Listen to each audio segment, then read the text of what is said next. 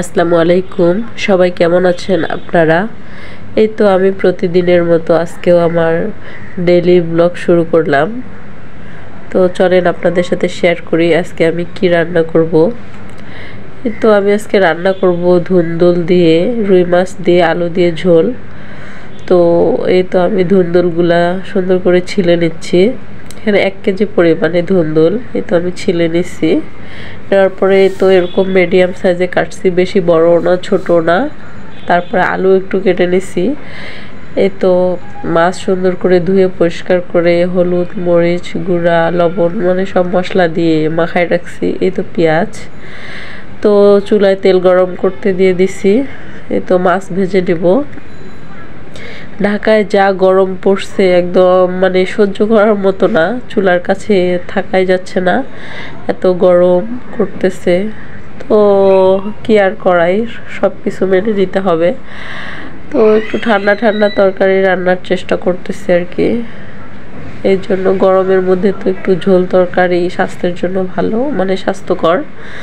এই জন্য আর কি। তো পেঁয়াজ ভেজে নেওয়ার পরে লবণ, হলুদ গুঁড়া, মরিচ গুঁড়া সব কিছু দিয়ে দিলাম।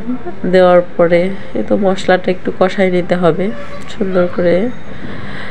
আর আচ্ছা, ওখানে আমি আদা রসুন বাটা দিয়ে দিছি, ওটা স্কিপ হয়ে গেছে। তো এরপরে মশলাটা কষাই নেওয়ার পরে তো আলু দেওয়ার পরে আলুটা সুন্দর করে কষাই নিতে হবে। আলুটা দিয়ে একটু ঢাকনা ঢেকে দিছিলাম। ঢাকনা উঠানোর পরে এই তো আলুটা একটু আগেই দিয়ে দিছি, কারণ আলু তো একটু শক্ত, আর হচ্ছে ধুন্দুল তো নরম, ধুন্দুল তাড়াতাড়ি সেদ্ধ হয়ে যায়, এই কারণে আলুটা একটু আগেই দিয়ে দিছি। এরপরে এই তো সুন্দর করে ধুন্দুলটা সহ কষাই নিতে হবে তরকারিটা।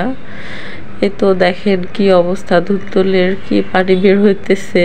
ধুন্দুল দিয়ে অনেক পানি বের হয়, অনেক নরম তো ধুন্দুল, এই কারণে। সো আমি আর পানি দিব না এখন।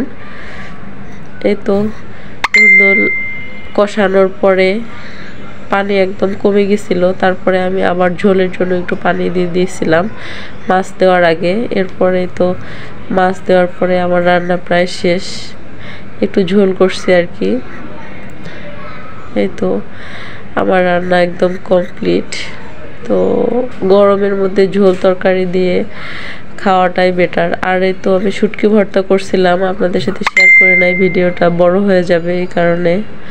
তো আমি প্রায় ওই শুটকি ভর্তা করি, কারণ শুটকি ভর্তা আমার কাছে ভালো লাগে। আমি প্রায় দেখবেন 1 দিন 2 দিন পর ভর্তা বানাই, আবার ফ্রিজে রেখে রেখে খাই, শেষ হলে আবার একটু বেশি করে বানাই আর কি।